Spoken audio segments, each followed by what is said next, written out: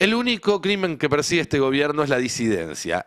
Y cuando el único crimen que persigue un gobierno es la disidencia, ese es un síntoma claro de que vivimos en un Estado autoritario. Después, si quieren decirle nazi, fascista, neofascista, fascista neoliberal, anarcocapitalista, testigo de Conan, como quieran. A mí me da lo mismo. Lo importante es reconocer lo que está pasando, porque no hacerlo a esta altura nos pone en riesgo, nos pone en peligro.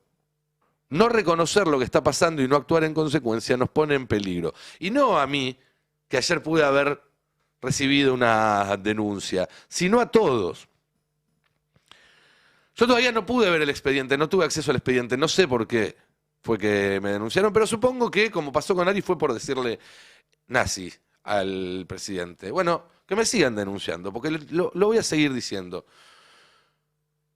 Pero no solamente voy a seguir diciendo eso, también voy a seguir diciendo, por si la causa de la denuncia es otra, que este es el gobierno más corrupto de la historia reciente, y estoy dispuesto a discutirlo con datos arriba de la mesa con cualquiera, y donde quieran. Ni que Milei es un estafador, ni que Karina es una coimera, que esto es algo que a esta altura sabe todo el mundo, y los únicos que no lo dicen es aquellos que tienen algún tipo de interés y por eso no lo dicen. Ni voy a dejar de decir que son piezas muy menores a las que cuando todo esto pase les van a soltar la mano y no van a terminar bien. Y no van a terminar bien. Entonces dejen de escupir para arriba. Y tampoco voy a dejar de denunciar, como todos los días y como hacemos todos los colegas acá en el Destape y en tantos otros medios, la entrega y la destrucción de este gobierno. Entonces, cuando me preguntan qué pienso de la denuncia, mi respuesta es que están matando jubilados porque no les dejan comprar sus medicamentos, que están matando pibes que no se pueden atender en el Garrahan, que están matando a todos los que transitan las rutas nacionales porque están dejando de hacer obras que son claves para el mantenimiento. Pienso que en el medio de una helada dejaron a más de la mitad de una ciudad como Mar del Plata sin gas. Pienso que el dólar sube todos los días y a este ritmo les va a explotar en la cara antes de las elecciones. Pienso que vinieron a terminar con la ciencia nacional y con las universidades. Pienso que las industrias están cerrando hasta en Vaca Muerta. Pienso que están otra vez negociando con los buitres para pagarle más de lo que piden.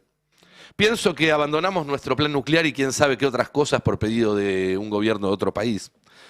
Pienso que todos los gobernadores juntos se le plantaron y le presentaron ayer un proyecto de ley para hacerse con los fondos que les corresponden y que este gobierno les venía retaseando, que el consumo sigue en el subsuelo, que el fin de mes cada vez llega más temprano, que no hay vacunas para el sarampión en el medio de un brote, y que lo único que puede hacer el gobierno contra todo eso es apretarnos para que nos quedemos callados. No va a funcionar. No va a funcionar como no le funciona el modelo económico, no va a funcionar como no les está funcionando ninguna de todas las cosas que están intentando hacer. Y el día que Milei se anime a pisar una vereda, se anime a mirar a los ojos a otra persona, se anime a contestar preguntas, bueno, acá lo vamos a recibir con muchísimo respeto y con los brazos abiertos, pero con todo el rigor al que están acostumbrados. Le vamos a hacer las preguntas que debería estar contestando hace ya casi 2 años y nadie se anima a hacerle. Y vamos a argumentar, porque tenemos razón, cada una de las cosas que decimos sobre él. Y hablo por mí y hablo también en ese sentido por mis compañeros, porque lo único que me queda agregar es que, como dice Ari, este es un trabajo colectivo. Me toca a mí el día de hoy, me toca a mí recibir la denuncia, me toca a mí estar sentado acá delante de este micrófono, pero podría tocarle a cualquiera. Ese es un poco el mensaje que quiere dar este gobierno. Y lo entendimos, y lo tomamos, y vamos a responder de la mejor manera que sabemos hacerlo. Ari. Buen día, amigo. Llegué al club. Sí, no, pero la lista que hiciste recién fue excelente. Porque yo creo que se trata de eso. O sea, el ataque a periodistas es un ataque a la libertad de expresión. La libertad de expresión no es individual, es un hecho colectivo. Y es para que no se hable de cómo le pasa la motosierra a todo el resto de las libertades. Hoy a la mañana hicimos varias entrevistas de todo esto que acabas de nombrar. Hablamos con el vicepresidente de la Fundación de Hemofilia. Sí. Se va a morir gente, porque el gobierno dejó de financiar tratamientos que son muy complicados según nos explicó, gente que tiene problemas en la sangre y que si no se trata se muere. sea, no es que no estamos discutiendo, se mueren. Hablamos con un pediatra del Garrahan. Tenemos el corte ese, se lo pedí especialmente porque lo estaba escuchando y dije, El del Garrahan. esto lo tenemos que repasar y esto ojalá lo suban a las redes y se comparte y se viralice. Porque nosotros acá lo advertimos hace meses, están matando a los jubilados, pues no les dan medicaciones. Bueno, ya es un gobierno que podemos decir, están matando a los pibes también. ¿Y va a matar a los pibes si el Garrahan sigue así? ¿Está ahí para escucharlo? Sí, lo tenemos. Nosotros sabemos ya que el Hospital Garrahan, digamos, no solo atiende niños de todo el país, sino que además tiene la posibilidad de tratar patologías que en otros lugares del país no. Si no funciona el Garrahan, digamos, ¿hay riesgo de vida para niños de todo el país que no tengan otro lugar para atenderse? Hay riesgo de vida de niños del presente y riesgo de vida de niños del futuro. Imagínate que el hospital atiende el 40% de los pacientes pediátricos del país. Es el centro que más trasplanta órganos. El año pasado trasplantaron 120 pacientes entre trasplantes de hígado, riñón y corazón. ¿Quién no va a hacer eso? Y condenar a esos pacientes a la muerte, más vale, seguro, sin dudas. Pero creo que los números son públicos, digamos, también en el horario hospital, los han dicho en todos los... el horario hospital, que está publicado por el mismo hospital, digamos, son números que existen en la realidad, digamos. Si esos 120 chicos de trasplanta se mueren, si los 40% de pacientes pediátricos oncológicos no se tratan, se mueren. Digo, eso es evidente para cualquiera. Bueno, ahí estaba esto, ¿no? Se mueren. No hay forma. Entonces, pacientes hemofílicos, pacientes del Garrahan. Hablamos mucho de los Procrear, es un tema que está pasando largo, pero la verdad que hay tantas cosas de agenda. Pero este gobierno se choreó las casas del Procrear. Sí. En nombre de respetar, ¿no?, los derechos de propiedad. En nombre de respetar la propiedad privada. Y después hiciste todo un recorrido de lo anterior. O sea, desde diciembre los jubilados no tienen medicamentos. Estamos en junio. O sea, que hay jubilados que llevan 6 meses sin medicamentos, sin pañales, sin un montón Las mantas que nunca se repartieron en estas noches de helada. ¿A cuánta gente le hubieran, no sé si salvado la vida, pero hecho la vida mucho menos miserable? Está hecho el censo. ¿Qué tal? ¿Sí? Buen día, ¿cómo andan? ¿Qué tal? Hablamos con la gente de Proyecto 7 que el fin de semana hace un censo anual, no este fin de semana, sino todos los años hace un censo, y justo este fin de semana hizo el censo anual con personas en situación de calle, y en 10 días de frío murieron 9 personas por frío. Ayer murió una en Mar del Plata. La persona de Mar del Plata además venía de ser agredida por la policía disciplinaria de Montenegro. Que graba videoclips. Que exactamente se promociona violentando personas en situación de calle. Ayer Montenegro, ayer o antes de ayer subió un video donde sacan a una persona en situación de calle que vivía entre 2 chapas literalmente. Claro. Con la leyenda room service, ¿no? Servicio de cuarto. O sea, en una época se podía hacer política sin ser cruel, sin ser hijo de puta de alguna manera, ¿no? Con perdón del término. Yo tengo una pregunta, se las traslado, porque lo charlábamos más temprano en Abra. ¿Por qué? Digamos, ¿por qué todo esto? Porque es básicamente innecesario en términos de déficit, en términos de gasto, en términos de todo, ¿no? O sea, el Garrahan no tiene un costo alto, la Fundación Hemofilia no tiene un costo alto, el Procrear ya funcionaba, las jubilaciones tienen un costo alto, pero digo, ¿por qué? ¿No? Y una posibilidad es simplemente saña y crueldad. Es un tipo que es cruel y disfruta viendo a otros seres humanos sufriendo. Es una posibilidad, digo, escenarios. La otra posibilidad es una estrategia de hablen de esto, porque nosotros no podemos dejar de hablar del Garrahan, no podemos dejar de hablar de los hemofílicos, del Procrear, de los jubilados, no podemos por nuestra ideología y porque es un tema grave. Hablen de esto para que no hablar de la deuda. Hablen de esto para no hablar del plan Caputo, de todo eso. Porque, ¿cuál es la explicación de esto? Dejar morir niños, de dejar morir hemofílicos, de robarse casas, de que los jubilados no tengan... ¿Cuál es la explicación? Las políticas, está muy bien la pregunta que haces, y hay que recurrir lamentablemente a respuestas muy elementales, o a conceptos muy elementales, porque hay que explicar lo obvio. El gobierno aplica su política de crueldad para disciplinar a los colectivos que resistirían la motosierra. Voy a dar un ejemplo del día. Hoy el tema del día es que hay casi 15 provincias, casi digo porque es una provincia que tiene algún tipo de abastecimiento de gas, naturales, porque tiene recursos propios para abastecerse, pero pongamos casi la mitad del país no tiene gas, ¿no? Esto es pura imprevisión del gobierno. El gobierno no previó un invierno frío, no importó gas. En general, en todos los países no se hacen gasoductos por las dudas o gasoductos para usar 3 meses, sino que se prevé que si vos tenés una etapa de uso intensivo, vas a tener que abastecerte de gas para ese periodo de tiempo y el resto del tiempo, como está dispuesto en el gobierno, se exportará gas. Ahora, hoy mismo se da a conocer el aumento del gas envasado. Hoy. Entonces, las personas que tienen gas envasado porque no tienen acceso al gas por red, van a recibir probablemente la doble noticia. Y hablo, por ejemplo, de la zona de Mar del Plata, donde no sé si la gran mayoría, pero mucha gente solo tiene acceso al gas envasado, no tiene acceso al gas de red. Hoy se desreguló eso. Pero que los hijos no van a la escuela, no hay hospitales, no hay restaurantes funcionando, hay muchos laburos que no se pueden hacer en el día de hoy porque no hay gas, y además les aumenta el gas en la casa porque tienen gas envasado, que aumenta porque se desregula el mercado de garrafas hoy. Ahora, ¿cómo entra la desregulación del mercado de garrafas? Con el gobierno, ¿ustedes leyeron el comunicado que sacó el gobierno? Bueno, hoy sacó el gobierno un comunicado donde en un momento dice que todo esto es culpa de la mala política energética de los últimos 70 años, no sé. Y esa es la forma en la que penetran las políticas que son las que les interesa al sistema de poder que rodea a Milei. Milei como gerente. Bueno, al sistema de poder le interesa esto, la desregulación del mercado de garrafas. ¿Cómo se justifica? Porque falta gas. ¿Y por qué falta gas? Por culpa de Cristina, que está presa. Sí, y ahí yo me agarro de ahí. Es una obviedad, pero funciona así. Está bien, el algoritmo funciona así de me agarro de ahí para dar otra explicación alternativa a la pregunta de Ari, que me parece que es un buen disparador, y después Gis, Fero, si quieren también, o si tienen alguna idea para aportar.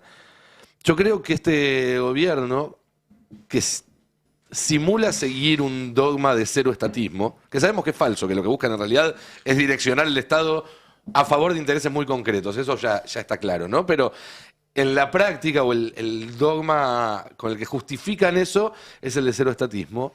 Entonces tienen que agarrar cada cuestión que funciona bien por fuera de la lógica del mercado, llámese el Garrahan, llámese el sistema de salud más ampliamente dicho, llámese el sistema científico, llámese las universidades, y destruirlo.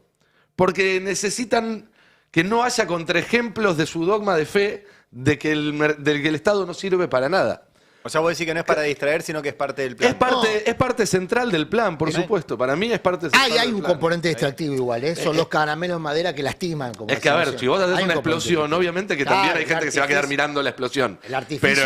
Pero el daño también se produce sucede. igual. O sea, puede tener un doble carácter. Sí, claro. Distraer y destruir cualquier destruir para que no haya de que el Estado puede ser superador del mercado. Sí, no está mal distraer y destruir como... No, está bien. Coincido. Creo que hay un poco de todo, digo, ¿no? Es claro. Está claro también que forma parte de esta batalla cultural, ¿no? Ahora, ¿cuál es el fin de esta batalla cultural? Digo, para hacer crecer esa pregunta que vos planteabas, Ari. Si esto es parte de una batalla cultural, bueno, ¿hasta dónde quieren llegar? ¿Qué buscan con esto? No sé, la verdad es que yo no tengo una respuesta. Me parece que hay un espíritu cruel que de alguna manera por ahora les rinde. Ahora, ¿cuánto más les va a rendir? Vos mencionabas el video de Montenegro. Sí. Me parece que está bueno para verlo, Sí, porque es muy gráfico. Sumo algo ahí con respecto a lo de Montenegro, que la Comisión Provincial por la Memoria dio a conocer que se les dio lugar un habeas corpus en materia de lo que viene sucediendo en Mar del Plata en particular, más allá de que vienen trabajando, para intentar contrarrestar toda vulneración de derechos de este gobierno, no solo a nivel local en Mar del Plata, sino en materia represiva en general, vienen haciendo un gran seguimiento de esto, pero les dieron lugar en particular un habeas corpus sobre Mar del Plata. Y con respecto a la cuestión general, sumar que me parece que también encontraron un fuerte componente de contagio en la indiferencia, ¿no? Sí, claro. Hoy no estamos encontrando la reacción que deberíamos encontrar.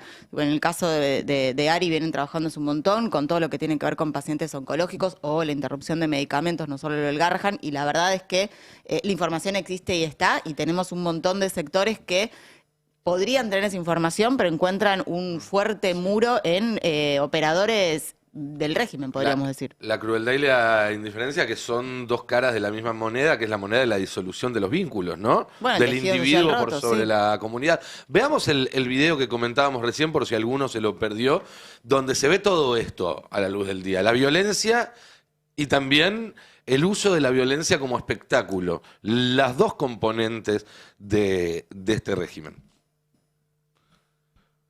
Lo que se plantea es una serie de medidas que nosotros Ahí vamos a tenemos tomar la teniendo en cuenta declaración, cómo perdón, de Montenegro. bajar el Después busquemos consumo el del otro gas en video. la ciudad. Por eso se suspendió lo que es el gas en las estaciones de servicio de gas, en el parque industrial, en todo lo que tiene que ver con cafetería y gastronomía nocturna, en todo lo que tiene que ver con las clases. En el día de mañana se está suspendiendo las clases. Clase suspendida, entonces confirmamos. Se suspenden las clases, pero cuando haya menor consumo de la ciudad, lo que va a permitir es que los lugares críticos tengan el suministro, ¿no? Bien, ahí, bueno, Montenegro hablando del gas natural. Pareciera que no tuvieran nada que ver una cosa con la otra, pero en realidad sí. Él En va a realidad ser- tiene todo que ver. ¿Ustedes contaron hace poco que se va a sumar al Gabinete Nacional? No, él quiere. ¿Él quiere? Él viene vendiendo ese... Ah. Que era reemplazar a Patricia Bullrich en el Ministerio También de Seguridad. Santilli quiere, hay muchos del PRO que quieren, pero no. Oh, ¿Por qué ah, tiene chance? Porque sí. tuvo una reunión en La Rosada. ¿Lo contaron acá? Sí, sí, sí. Alguno de ustedes, yo tengo Sí, es uno de memoria. los que está transitando el violeta, digamos, del amarillo al violeta. Es Ya parte está, del ya el está. triángulo con Y todavía Santilli y están ahí, Ritondo. están en ese limbo, ¿no? O sea que no va a putear al gobierno. Ya Porque se, dejaron ya- a su ciudad sin gas. ya se anunció el pase, pero todavía no llegó el transfer y el técnico del equipo nuevo no los quiere No poner lo en el quiere. banco. Vos No lo sos el quiere, intendente todavía de no lo una, quiere. de una ciudad muy importante como Mar Sí, del Plata. Sí. La no previsión, como decía Adrián, deja tu ciudad, a tus ciudadanos, a los que te votaron sin gas.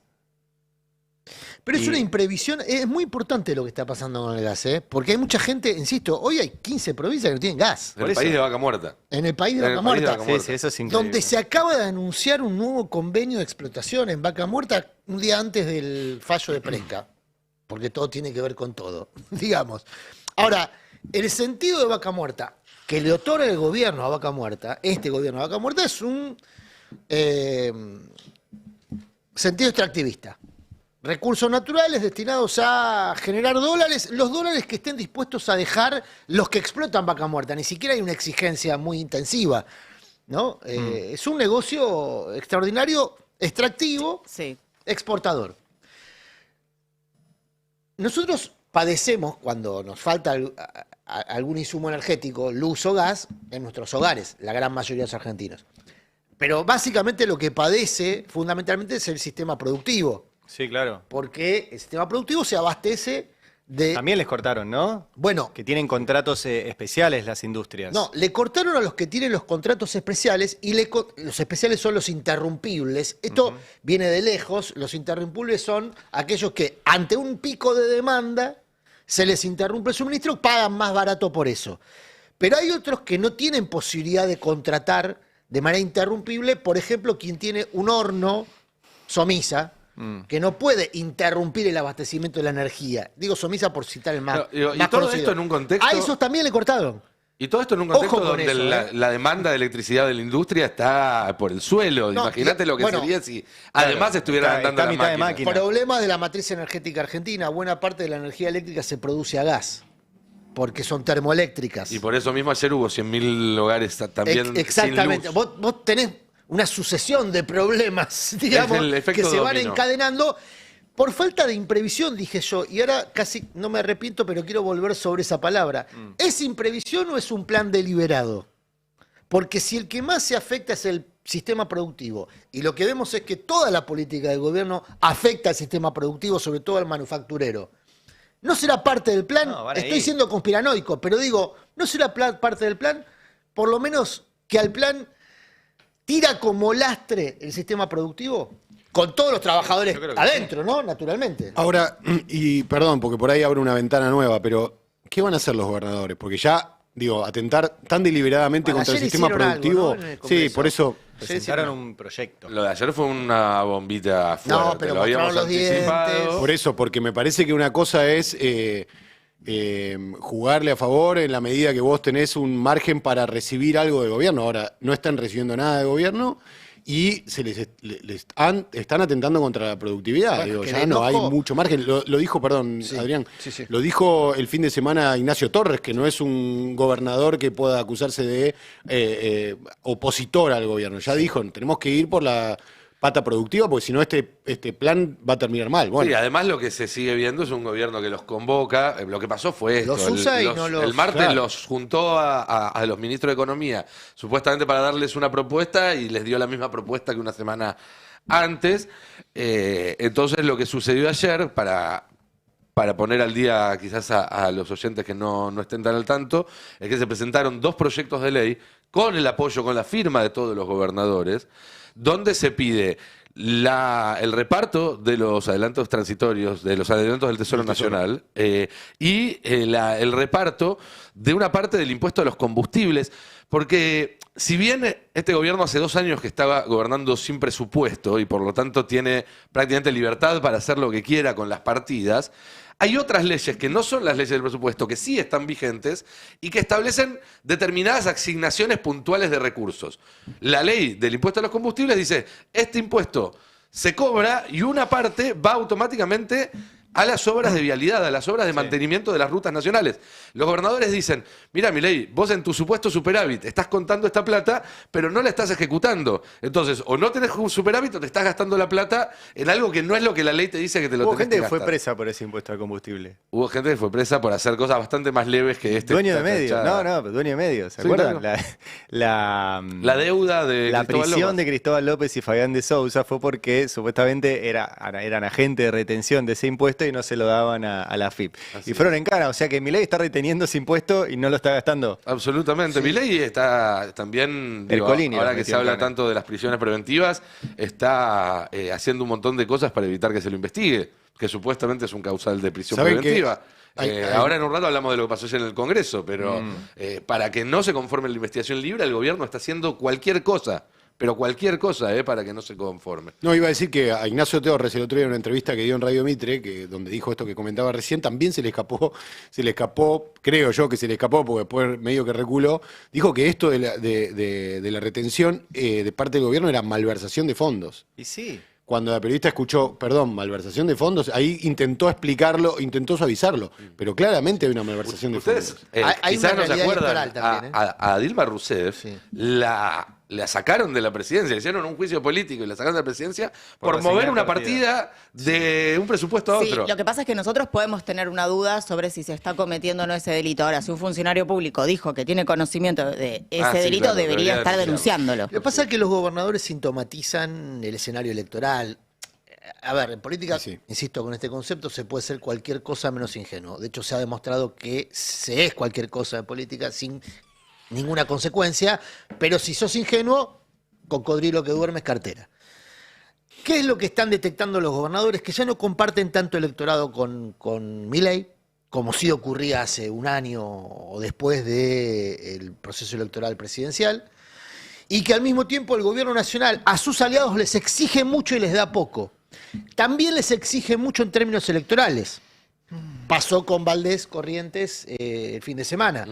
Le exigían que no incorporara a nadie del PRO a las listas, le exigían que pusiera entre los entrables, ahora y en octubre, mayoría de candidatos de La Libertad Avanza. Le exigían mucho a Valdés. Y Valdés va a una elección ejecutiva, se tiene que cubrir las espaldas. Y cuando ve los focos, cuando ve las encuestas, dice, che, ya no comparto, ya el malestar con el gobierno nacional va creciendo y puedo emanciparme. Claro. Claro, esa emancipación, el problema que tiene hoy es que no cuenta con financiamiento, porque el gobierno, como una forma de disciplinamiento, retiene recursos coparticipables. Ojo que los recursos coparticipables son automáticos. Y esto que decía recién Ari, hay impuestos específicos, los que están destinados al mantenimiento de rutas, vialidad, que no se están girando para esa tarea, tareas que asumen las provincias o los municipios con recursos que son escasos. Pero que bueno, por un principio de atención a la comunidad, Y sí. Y no tienen es que- casual tienen esté que cuidar la pasando- ruta. Y no es casual que todo esto esté pasando cuando las provincias y los municipios tienen que pagar los aguinaldos. Bueno. Porque es uno de los gatilladores de ese problema. Exactamente, ahí Vos sí. venías con el agua más o menos hasta acá y te cae el aguinaldo y vos ahí necesitas algún tipo de Sí, refuerzo. se vuelve exponencial y con un elemento adicional. La gran mayoría, lo cuenta Fer Alonso en el Destape. Las provincias... Qué afilado que viene Fer Alonso. en el Todos, Destape. todos. Todo el equipo de economía, la verdad que está extraordinario, pero vienen siguiendo, por ejemplo, el endeudamiento de las provincias. Las provincias están obligadas a endeudarse, caro, en dólares. Caro digo, ¿por qué? Porque hoy el dólar está barato. Pero esa deuda en dólares, por ejemplo, si sobreviene una devaluación, se va a espiralizar con recursos que las provincias no tienen y que el gobierno no gira, y que son recursos de las provincias. El dólar que pide prestado le alcanza para poco hoy a la provincia, porque vale 1.200.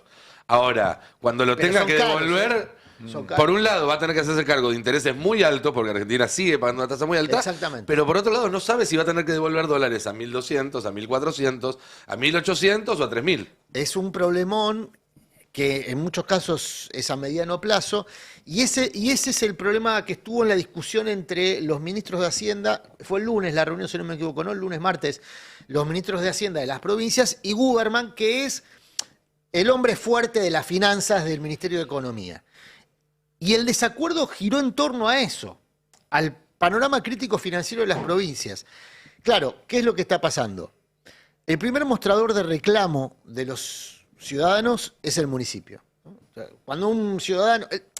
La relación más estrecha de los ciudadanos con el Estado es el municipio. El primer mostrador. Es el primer mostrador. Entonces, ¿qué hacen los intendentes? Primero atajan las necesidades como pueden. Y después empiezan a transferir responsabilidades. Dice, che, esto no lo puedo hacer yo, lo tiene que hacer la provincia. En el marco de un escenario electoral, todo eso se hace aparte con la especulación electoral de por medio. Y ahí es donde el gobierno empieza a notar un límite vertical. Tiene su núcleo duro consolidado, pero no tiene mucho más que eso. Todas las elecciones muestran que no tiene más que su núcleo duro consolidado. Por lo tanto, su atractivo electoral es bajo. Y todos los que juegan, y juegan todos en un año electoral, están viendo que pegarse a uno que tiene una porción cada vez más modesta del electorado no es negocio. Y sobre todo porque aparte el costo es altísimo. Por el eso es que costo Macri político está, y el costo económico es altísimo. está avanzando con el armado de un frente en la provincia de Buenos Aires que vaya por afuera de la libertad avanza, más allá de que Ritondo, Santilli y demás estén con el pase ya en sus manos. Y por eso se van viendo movimientos análogos en el resto del país. Ahora, Tenemos... sí. No, que esto es sumamente aprovechable para el peronismo, ¿no? Si logra organizarse, porque se empieza... ¿eh? Yo le estaba esperando. ¿De qué la se ríe el reacción señor de- Lijalad? Estaba esperando la reacción. No. Si lo dijiste vos solito. Si logra Organizarse y volver a representar como ha sabido representar en los últimos 70 y pico de años, Sí. debería ser una oportunidad. Quedó demostrado en Santa Fe, queda demostrado, no sé, veo sus caras y, Aunque en Santa Fe No, lo que pero- quedó y me demostrado siento es un que poco también puede Te lo ser digo fundamental. como futbolero. ¿Viste cuando Sí. tu equipo viene mal y haces cuentas y dices, bueno, depende de sí mismo? Sí. Y decís, depende de sí mismo. Depende de sí mismo. Uy, no tenemos cuatro. El arquero está lesionado. No, pero no. O sea, matemáticamente es cierto. No, el hoy vestuario en es un- día un triunfo el parece vestuario más es un cerca, quilombo. Pero el vestuario, El vestuario es un quilombo y está... Se pero está acomodando. Se está acomodando, Está se está acomodando. Es una acomodando. buena noticia de esta semana, Este- que está habiendo charlas. Ahora quedan pocos días para el cierre de alianzas, donde ahí quedará Me conformado. el metieron preso al frente. 10. Y además metieron preso el 10. Le Este, cortaron las piernas. Sí. Tenemos ahora sí el video de Montenegro haciendo este desalojo, que lo quiero usar como disparador para volver sobre el tema de la violencia política. Porque no es menor y porque está directamente vinculado a todo el otro que hablamos, a los problemas de bolsillo y también a los problemas ahora nuevos de que no tenés gas, no tenés luz y demás. Y esto lo charlaba recién con Ari antes de arrancar el programa. Vieron que hay una discusión que es, ¿el gobierno se pone más violento porque está débil o se pone más violento porque está fuerte? ¿O es una señal de debilidad o de fortaleza? Y que en mi opinión, en realidad, la violencia es una característica constitutiva de este gobierno. Que ante la fortaleza acelera y ante la debilidad también acelera.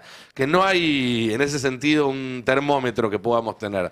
Pero que hay que entender que esa naturaleza existe y que obviamente en ciertos límites, como los que marcaba recién Adri, porque tienen un techo, claramente, funciona. Veamos entonces el spot del intendente de Mar del Plata y después repasamos con Fero también algunos detalles de las racias que está haciendo el gobierno y de la manera en la que están deteniendo militantes y demás, porque esa es la línea que une todos los Sí, puntos. igual quería sumarte, Nico, Sí. con respecto a lo de Montenegro y lo mismo que fue la ciudad con Jorge Macri hace algún tiempito, que también estuvo con esta campaña El Orden y Limpieza y que de hecho, bueno, está generando también bastante matriz en cuanto a cómo se piensa la gente en situación de calle con el derecho a la vivienda vulnerado, que hay una inversión en marketing. Digo, no solo la violencia a través del protocolo represivo Patricia Bullrich, a través de la inteligencia de la CID, etcétera, etcétera. Hay marketing para presentarte la violencia. Y si uno mira los resultados en la ciudad de Buenos Aires, por lo menos, es un marketing que no estaría No, funcionando. es un marketing que estamos pagando y que no está resultándoles Así a es. ellos, pero digo, hay una puesta en escena a través de digo, servicios de marketing. Así es. Veamos entonces el spot de Montenegro. Se ve un policía que de la patrulla municipal de Mar del Plata, primer plano, ¿no? Patrulla municipal ¿Qué de Mar del hacemos? Plata. ¿Qué hacemos Llega acá? corriendo. Vamos. No es con desayuno Baldío, esto, vamos. ¿no? Claro, pero ¡Vamos! llegan corriendo a una casa donde hay dos personas durmiendo. Sí, No se entiende para ¿Qué empezar hacemos, vos? Che, cuál dale. era el apuro. Ahí, contra la pared. Dale. ¿Sos vos el que estás jodiendo a las vecinas? ¿Vos? ¿Qué lado de Buenos Aires sos? Es Punta Alta, tío. Punta Alta. ¿Algún quilombo con la justicia? 2 años estás firmando. Entonces tenés problema con la justicia, no me diga que no. No, pero no A ver, caballero. El policía llega con el micrófono puesto. Ocupas. Se encargan de Acá en Mar marcar del que no Plata son lo de que ahí, queremos ¿no? es gente que La labure. xenofobia incluso en lo micro. Y eso estamos defendiendo, a la gente que labura. Y acá estamos, atendiendo justamente las situaciones que nos piden los vecinos. La voz ahí, No es- ahí al final casi parece un sketch de Capusotto. Es un sketch de Y sí. Capusotto peligrosísimo. O Porque es real, claro. el artificio no quita peligrosidad, ¿eh? No, estoy diciendo que ahí me llegó la denuncia contra Nico, ahora la voy a leer. Ah, bueno. No es policía, una aclaración medio sencilla, pero también explica un poco políticamente la cuestión. No es policía, es patrulla municipal lo de Mar del Plata, no es la policía bonaerense la que ejecuta esta ridiculez totalmente inhumana. Coincido con que tiene micrófono, lo resaltaba Sí, también sí, nuestro sí, compañero claro. Juanpa, está claro.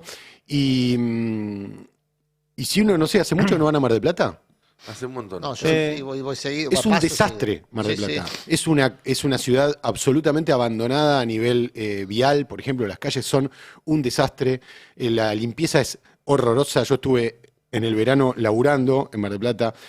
Bueno, probablemente haga este tipo de cosas para también tapar el desastre que tiene la gestión Montenegro, ¿no? Y también saber si es gente que realmente fueron a buscar y estaba ahí o armaron toda la situación. Digo, porque a mí, sinceramente, ya que un tipo caiga microfoneado, corrió media cuadra y Puede me lo ser, mostraron, me puede da ser. toda la sensación de que hasta puede no haber sucedido como un hecho real. La escenificación de violencia contra las personas en situación de calle viene de largo. Ya hemos visto incluso cómo esta misma patrulla golpeaba, Sí. ¿no? A puño, golpeaba a personas en situación de calle.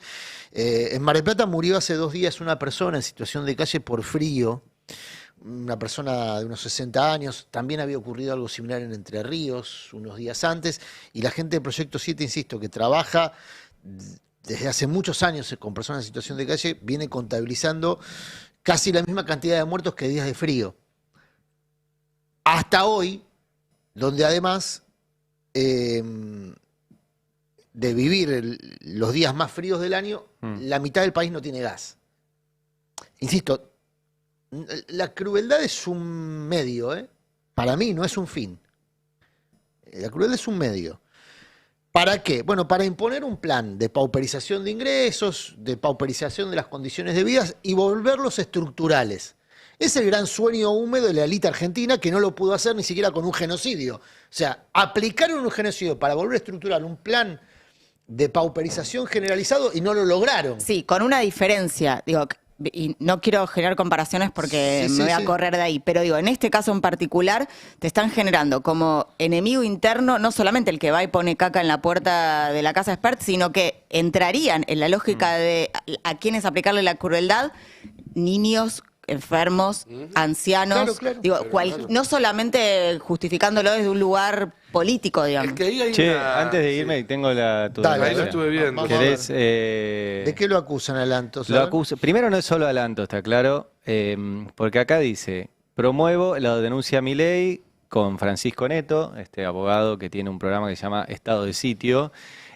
con dirección en el edificio World Trade Center 2 de Puerto Madero. Oneto, déjame hacer un paréntesis. Oneto es defensor de abusadores sexuales. Por ejemplo, el exjugador de River, cuyo nombre no recuerdo ahora, condenado a 11 años de prisión por abusar de su sobrina. Bueno, es por el pase acá dice, promuevo querella contra Nicolás Lantos, quien es parte del programa El Pase de Navarro. De Navarro, bien. Que se emite mediante radio 1070 y por canal de YouTube de lunes a viernes, tienen todo el horario. Atención acá. Así como contra quienes hayan prestado su concurso o colaboración como instigadores, partícipes necesarios, cómplices o encubridores. O sea, todos ustedes, por ejemplo, Juancito Tomala es partícipe necesario, porque si no, no podría estar al aire Tomala Nico aprieta el Lantos. botón, es el que le da... Vos también estás al lado de Lantos. Enfrente, en así todo que sentido, no importa. Pero sos partícipe necesario. Bueno, hablando en serio, dice que el 16 de mayo Nico dijo, y ponen un textual, editorial, hiciste un editorial. Eso fue, del 16 de mayo fue después de que te denunciaran a vos.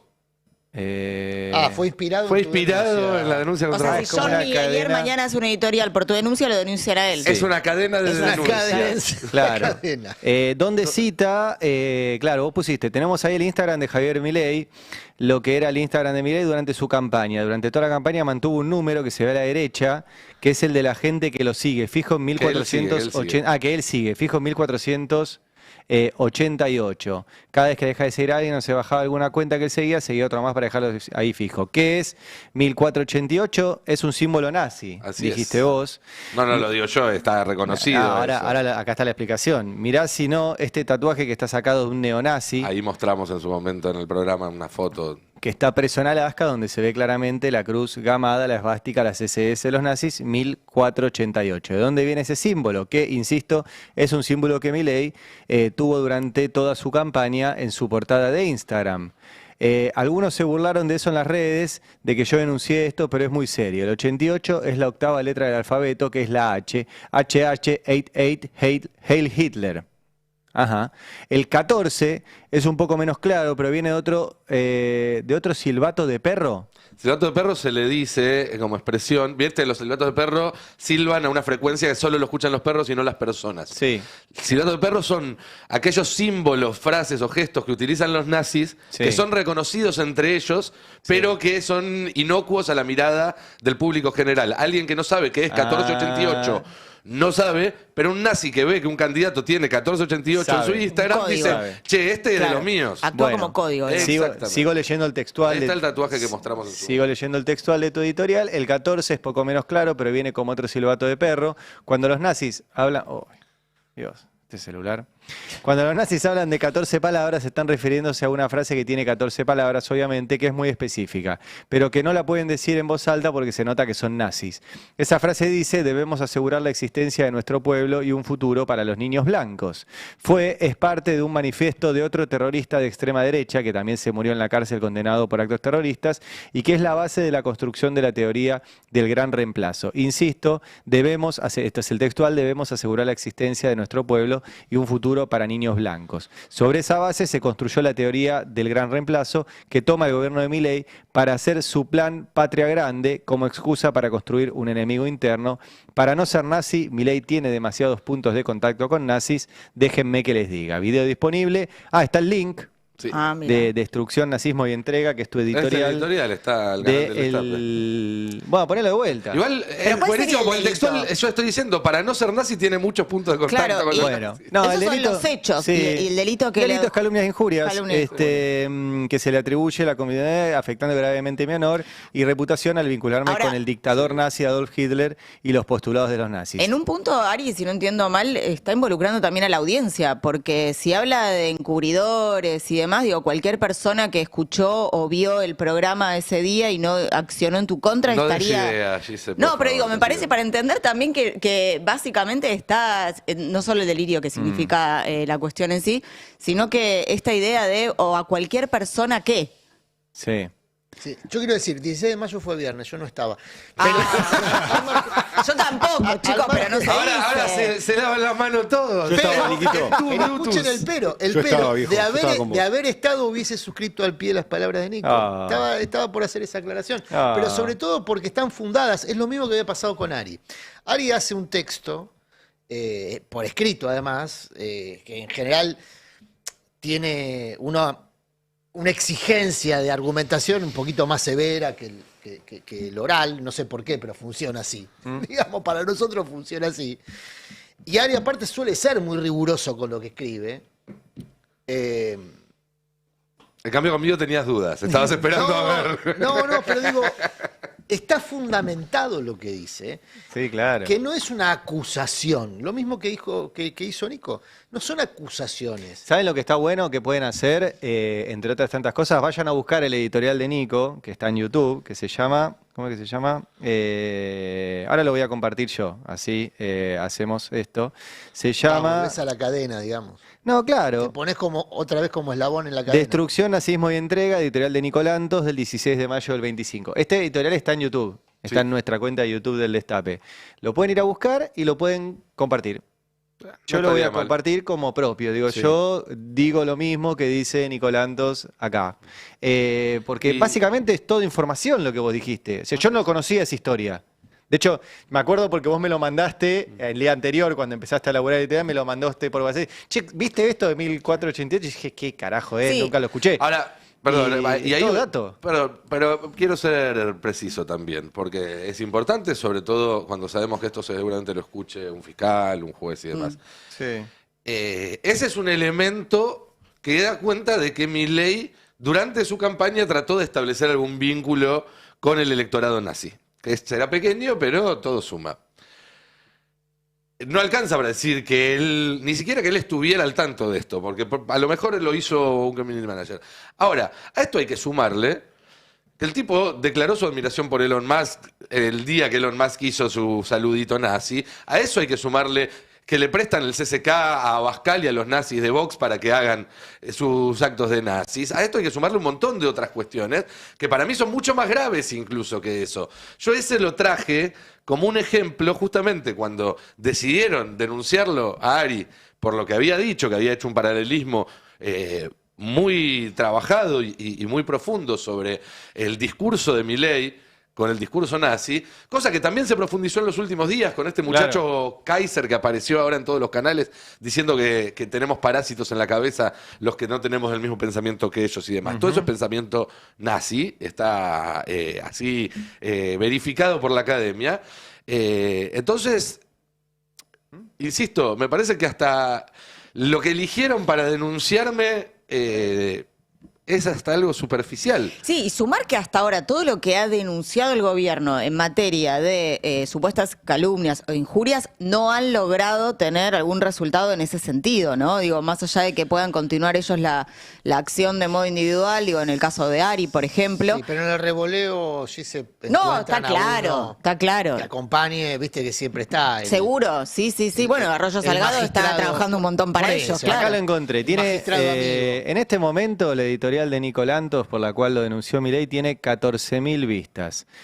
Vamos por las 100.000. Claro, bueno, Sí, como dice se va a ver un montón de cómplices y difusores. Claro, venga a ser cómplice de la... Compartir en X. La cosa de Elon Musk. Y che, ya que estamos en eso, también les recomiendo, ya que van a entrar a YouTube y a compartir, estoy haciendo un podcast donde básicamente hablo de esto. Eso es genial también, porque además voy solo por el primer capítulo, gracias Javier, porque ahora los que vengan lo van a escuchar muchos más. El primer capítulo habla justamente del crecimiento de las extremas derechas en el siglo XXI y cómo eso significa para la democracia un peligro.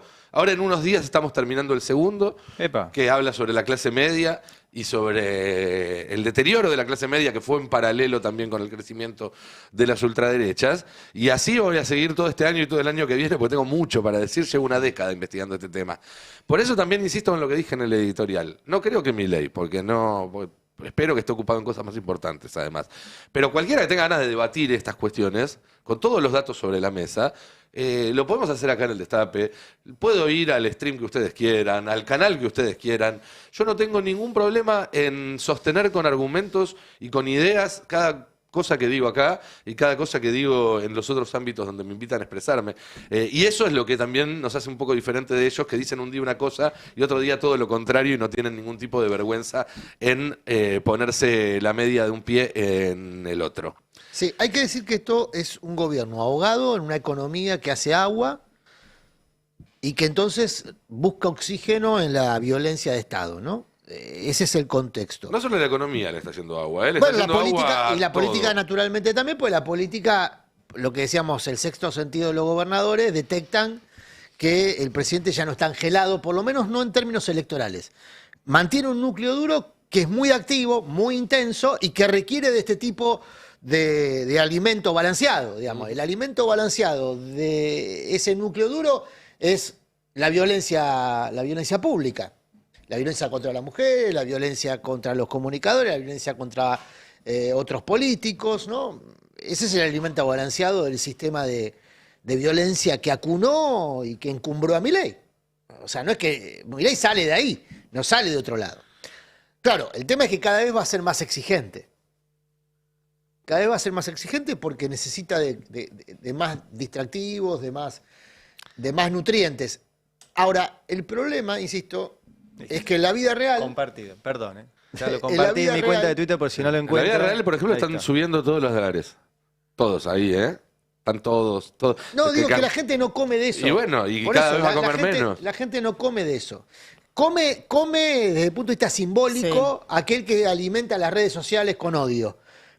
Pero en el plato familiar, el odio no está. No alimenta. No llena la panza. No llena la panza. Ese es un problema. Llena de veneno el espíritu, pero no llena la panza. Exacto, no es proteico, para No decirlo. es proteico. Yo, para cerrar, si querés, Nico, esta parte, recomiendo algo que también lo hice en Twitter y si les interesa hasta podemos pensar y mostrar recortes en otro momento, pero hay un documental en YouTube que se llama, hecho por la Deutsche Welle, Sí, que extraordinario. se llama Lo empecé el otro día por tu recomendación. se llama La Sociedad de Hitler, y son 4 capítulos de alrededor de 1 hora cada uno. Basta con mirar los primeros 30, 40 minutos del primer capítulo para sacar conclusiones muy, muy claras sobre las similitudes que hay con cierta sociedad de cierto país del sur del continente. Bien. Ahora, en un rato vamos a escuchar parte de ese editorial, ya que a Milei le molesta, pasémoslo y que se difunda.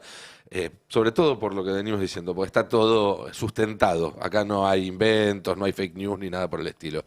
Pero me gustaría relativizar una vez más esto, porque la verdad es que si bien es un garrón, no voy a decir que no, y uno se preocupa cuando pasan estas cosas, hay gente que está presa en Ezeiza por haber formado parte de un espacio político, por haber tomado la mala decisión de haber cometido un acto de vandalismo que quizás no era el adecuado, pero que de ninguna manera justifica el trato que se le está dando. Y vos, Fero, tenés información fresca y detallada sobre eso. Sí. Y me parece que está bueno darle su espacio. Vamos a clarificar un poco qué es lo que está pasando con esta causa, que ayer tuvo novedades, disculpen, pero estoy saliendo de una gripe, así que ando medio mal de la voz.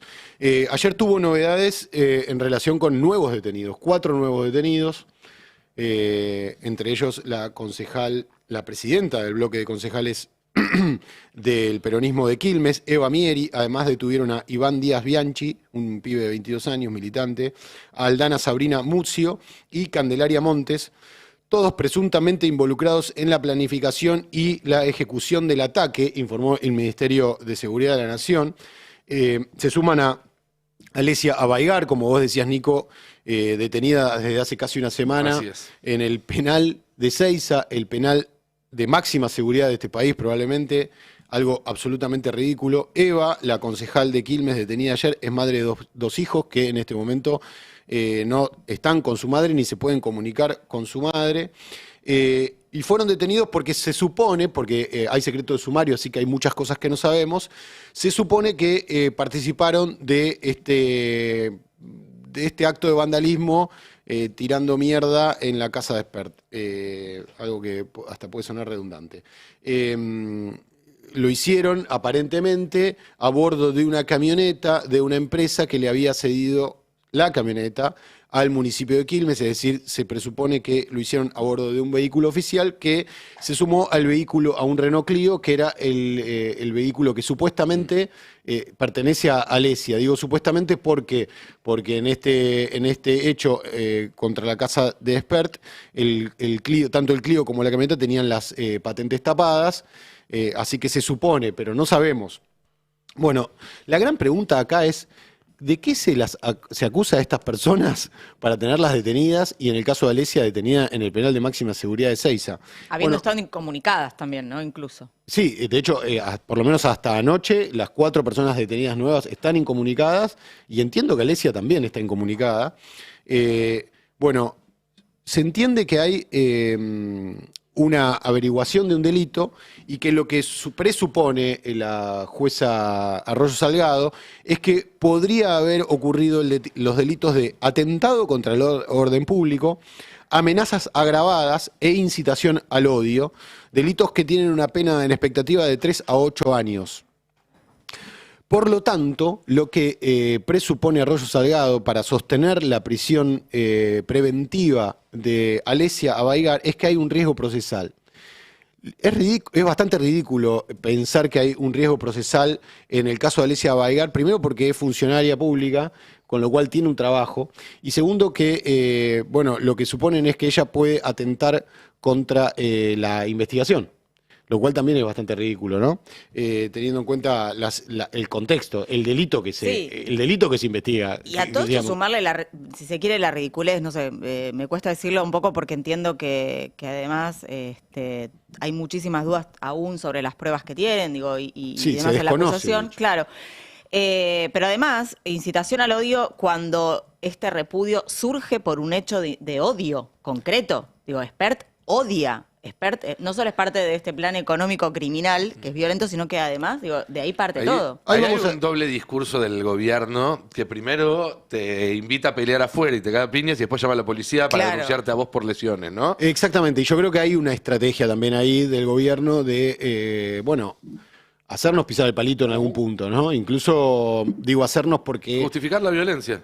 Porque me parece que hay también un plan deliberado de eso, de generar ciertas situaciones para después justificar una violencia de Estado que va creciendo. Yo no sé si tenemos en el tape 09, ayer se hizo una conferencia de prensa en el bloque de diputados, participaron no solamente diputados y senadores del peronismo, de Unión por la Patria, sino también de la izquierda. Estuvo también Juan Grabois, de Argentina Humana. En el tape 09, Grabois dice algo que a mí me parece interesante. Habla de terrorismo psicológico, de terrorismo de Estado. A ver si lo podemos repasar. Con el relato en carne viva de los familiares. Una cosa lamentable. Es terrorismo psicológico. Terrorismo psicológico con también algunos apremios ilegales, la utilización de tipos penales que no tienen absolutamente nada que ver con los hechos, y una señora que está desbocada en el accionar policial y que tuvo que ver con todas las tragedias que hubo de violencia política en la Argentina, todas, de distintos lados, pero con todas. Así que nos toca resistir y combatir. ¿Y ese cómo pensás que será la manera? Con dignidad, con entereza y con la Constitución en la mano. Saber que siempre la justicia tarda, pero llega. El que lo entrevistaba es el colega Fabián Waldman. La señora a la que se refería Juan Grabois, aunque parezca obvio, es Patricia Bullrich, que ayer tuiteó, placa 08, tuiteó sobre la detención de una manera bastante ordinaria, como suele ser, la concejal Tiracaca detenida, de día concejal de Quilmes, de noche planificaba y ejecutaba ataques a opositores y sus familias. Y esto lo dice no porque tiraron una molotov, ni rompieron una ventana, ni le dispararon a nadie, sino hablando de poner estiércol en la vereda y un pasacalles. Ella y todos sus cómplices ya lo saben. Bueno, y acá el eslogan, las hacen, las pagan. El eslogan que viene repitiendo la ministra de Seguridad. Insisto con esto por si no quedó claro. Las personas que supuestamente la justicia tiene identificadas, que hicieron esta contravención en la casa de Espert, lo que hicieron fue tirar estiércol en la vereda colgar un pasacalle que dice acá vive la mierda de Espert y repartir unos panfletos o tirar panfletos ahí en la cuadra que decía Espert sos una mierda, con Cristina no se jode. Y esto fue una consecuencia, y yo no lo estoy justificando, de hecho vos lo dijiste y comparto tus palabras, Nico, me parece innecesario este tipo de actitud, pero es una reacción también a las declaraciones de Espert, que está mucho más preocupado en provocar y generar odio que en trabajar. Espert es diputado. Ahora vamos a repasar qué hace Espert cuando tendría que estar trabajando. Espert ese día había dicho había participado, o esos días había participado en la Universidad Católica y había contado ese tuit desafortunado del 2014 donde decía que Florencia Kirchner era una hija de una gran puta, ¿no? Todo eso viene de ahí. Antes de centrarme en Espert, si me lo permiten, quería repasar algunos momentos del testimonio de Eva, la madre de Alesia, que contó un poco las condiciones en las que no solamente está su hija, sino que también estuvo ella durante 3 días. No tengo acá el número. Sí, perdón. Tape 01, vamos a escuchar a Eva, la mamá de Alesia, contar un poco la situación. Obviamente a mi hija también, pero yo soy una persona que trabajo y me han perjudicado en mi trabajo notablemente. Hoy tenemos noticias de que encarcelaron a más personas con el mismo procedimiento. Sí. Y hoy a la mañana, pobrecita mi hija, otra vez le ponen las esposas, la llevan a un móvil, la llevan a Talcahuano sin decirle a dónde iba y la llevaron para hacer, como si te dijese, una auditoría médica. ¿Intentó comunicarse con vos? ¿Intentó comunicarse con Alexia? No, conmigo no, con mi hija no lo sé. Yo con todos los abogados que estoy hablando, además de sus abogados, dicen exactamente, Alejandro, lo mismo que decís vos, que a lo sumo, si tienen las pruebas de mi hija, si las encuentran, no sé, a lo sumo esto entra en la figura de un escrache, pero jamás tratarla a mi hija como la están tratando, que la están tratando como si hubiese matado a un niño o si hubiese traficado droga. Claro. Mi familia, yo, los amigos, todos los que la quieren porque es una chica muy querida, estamos absolutamente quebrados por esta situación. Y eso es lo que busca el gobierno, quebrarnos, ¿no? En algún punto lo que busca es eso.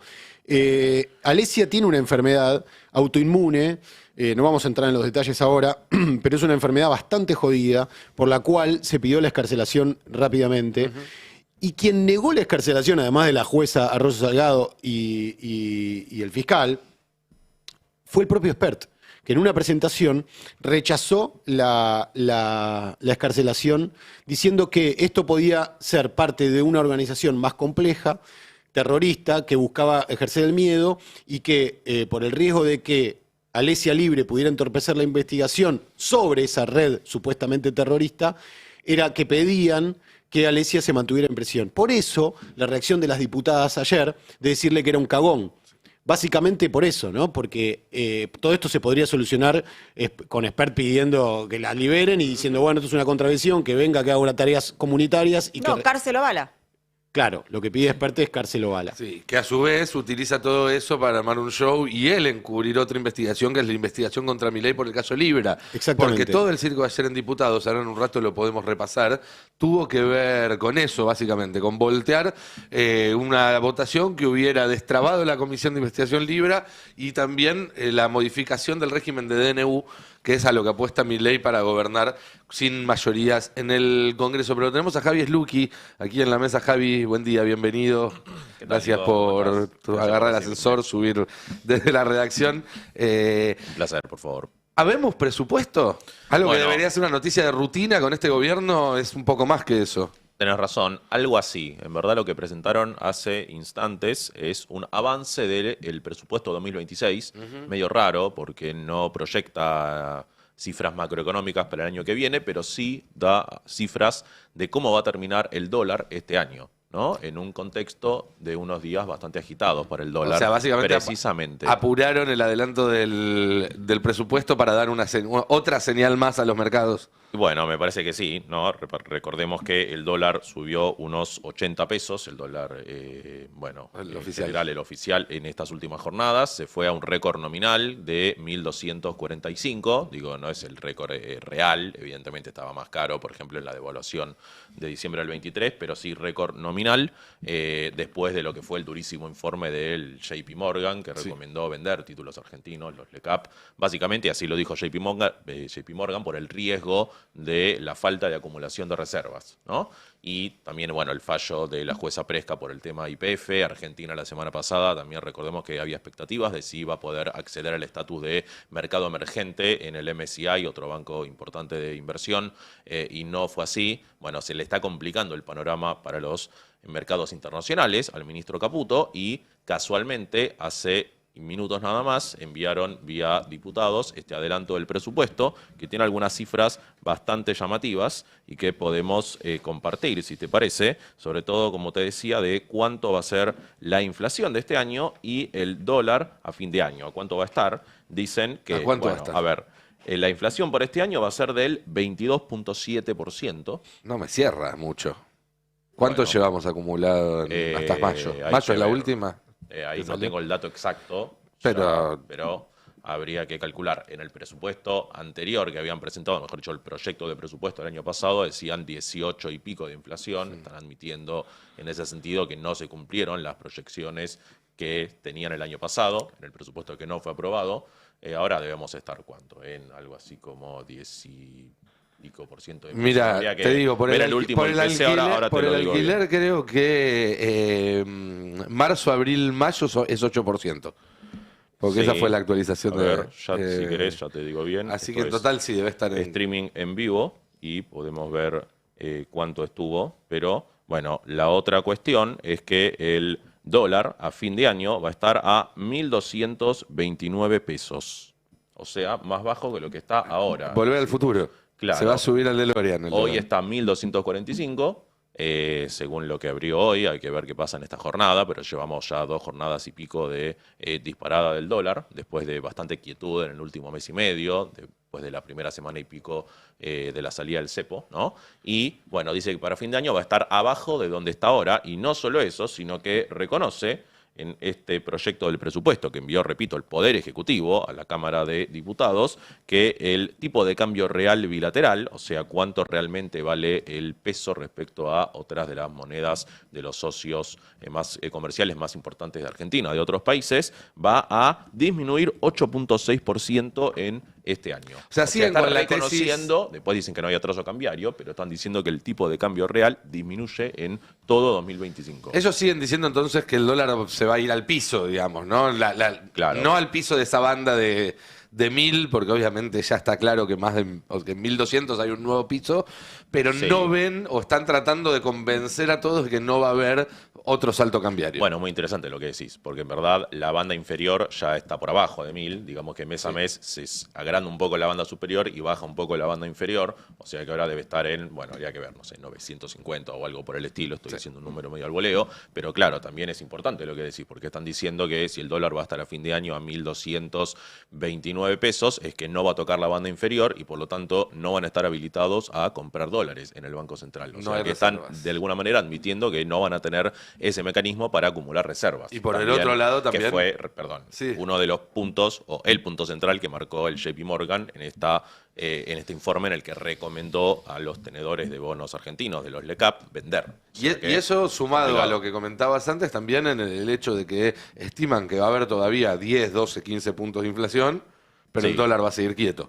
Es decir, van a seguir tirando de esa bandita elástica que es el atraso cambiario. Claro, ahí viene exactamente el atraso cambiario que vos decís, ¿no? Efectivamente, así que lo están admitiendo de manera tácita en este adelanto del presupuesto, que en verdad básicamente lo que me parece que quiere marcar es esto, que pese a esta suba, digo, esto ya lo tenían preparado de antes, porque no se hace de un día para el otro, este documento de 53 páginas, ahí tengo el dato, es del 13.3%, hasta ahora la inflación acumulada de enero a mayo, o sea que habría 9 puntos de inflación de acá a fin de año, contando junio también, ¿no? Habrá que ver. Y bueno, digo, no es casual que precisamente hayan, me parece, publicado este informe actualmente, ¿no? En medio de esta corrida del dólar de los últimos días. Javi, te hago una pregunta y aprovecho también para sumarlo a Adrián. ¿En este presupuesto hay algún dato, algún elemento, algo de lo que se pueda agarrar la gente del campo para saber cuál va a ser la política del gobierno para este sector? Porque son días que también están bastante agitados en torno al vínculo. El elemento es el tipo de cambio que, por lo que cuenta Javier, está. Esa es una está mala previsto noticia, como algo Vargas. planchado, claro. Sí, y sí, la verdad que esa es la cosa que quiere ver el campo y es Después una en mala el noticia. desagregado habrá que ver si en, Sí. en el presupuesto los componentes fiscales del presupuesto involucran alguna modificación de. Pero eso me parece que ese nivel de Además, detalle todavía no está, ¿no? Hay detalle de algunas partidas que hay que ver bien en detalle precisamente. Yo todavía eso, la verdad que no tuve tiempo de verlo porque salió recién hace muy pocos minutos. Sí dicen que para este año el agro se proyecta que va a crecer. Acá estaba, perdón. Que iba a haber un crecimiento del componente del agro debido al avance de la cosecha de soja en 1.6%, que se estima Para en la campaña 49 26. millones de toneladas Sí. para la campaña 25, ¿no? 24-25. Y bueno, se proyecta, digamos, en ese sentido un crecimiento de la cosecha, básicamente. Pero eso no implica que vaya a traducirse en venta de granos y entrada de reservas, si Sí. tenemos este tipo de cambio atrasado que el propio gobierno admite. Dos cosas. El presupuesto, como ya sabemos, de largo es una declaración de intenciones. En el mejor de los casos. En el mejor de los casos es una declaración de intenciones donde el gobierno propone una suerte de guía de sus propias intenciones en materia sobre todo de ajuste, porque es un gobierno que propone ajuste, no propone expansión. Ahora, el tema, más allá de eso, lo interesante es ver los compromisos que asumen en esa hoja de ruta. Y después que eso es enviado a un Congreso que tiene cerrados las comisiones de presupuesto, que está en la base de la sesión de ayer. La sesión en la Cámara de Diputados terminó votando 2 emplazamientos. Había varias propuestas en escena, había varios proyectos que estaban en el orden del día, pero finalmente se terminaron votando 2 emplazamientos. ¿Qué es un emplazamiento? Es cuando el Pleno de la Cámara le indica a las Le comisiones obliga que a las deben comisiones a que traten un constituir, tema en abrir determinada y fecha. tomar el tema. Así es. Bueno, Y ahí, esto perdón, Adri, te hago un paréntesis, porque si quienes seguimos la política y nos interesa esto, pasamos 10, 15 años sin enterarnos que era un emplazamiento y ahora Claro. pareciera que se discuten todas las semanas, es porque el Poder Ejecutivo quiere tener cerrado el Congreso y entonces el propio Congreso tiene que obligar a las autoridades a que Claro. traten los temas. A eso iba. La Comisión de Presupuesto la preside justamente José Luis Espert.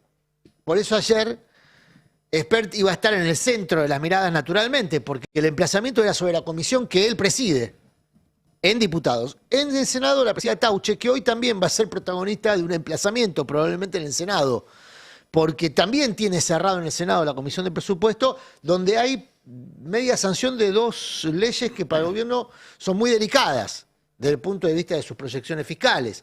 La actualización, iba a decir. La compensación prevista para los jubilados por el empalme de los 2 modelos de actualización.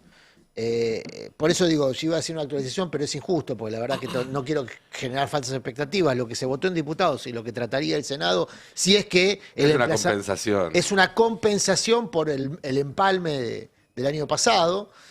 Pero bueno, es una guita que bien vendría para el Sí. sector más pauperizado. Déjame acotar de impacto fiscal, bien lo decías, para el gobierno, porque si uno ve objetivamente qué impacto fiscal tiene, es muy menor. Sí, Ese sí, es muy proyecto de limitado. aumento de jubilación en menos del 0.1% Pero el gobierno lo del considera PIB, como muy según el delicado porque le impondría un gasto que el gobierno no quiere Claro. hacer. Es más simbólico que económico, digamos.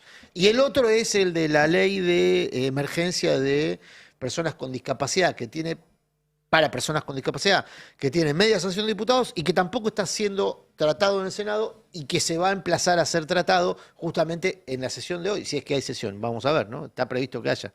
¿En el Senado o no? No, Todavía perdón. No. Hoy no. Hoy está previsto justamente semana que viene. se convoque a la sesión la semana que viene con orden del día de estos dos emplazamientos. Están esos dos temas y está el proyecto de ley de los gobernadores que entró anoche y que podría también entrar en la sesión para terminar de hacer un combo que para el gobierno sería fatal. Fatal, insisto, lo dice Javi, es importante, no por el costo fiscal que tiene, sino por el valor simbólico de ese costo.